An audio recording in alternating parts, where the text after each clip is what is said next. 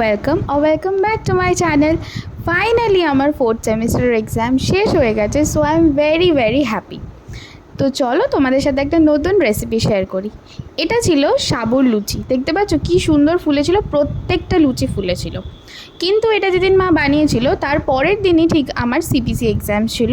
And the law students out there, you guys know that CPC is a damn hard subject, so I was unable to capture the whole process, but don't worry, here is my mom who will convey us the whole process. তো চলো সবাই শুনে নিই।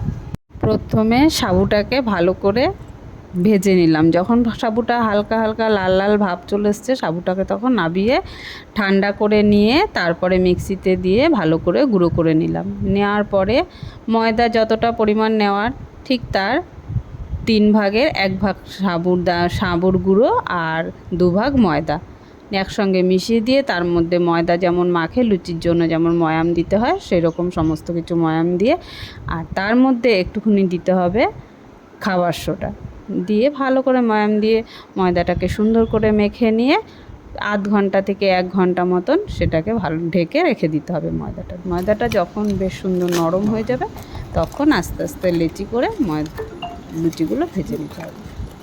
তো আমরা শুনে নিলাম কিভাবে লুচিটা বানানো যাবে। এমন কিছু হাতি ঘোড়া প্রসেস না, তোমরা সবাই বানাতে পারবে।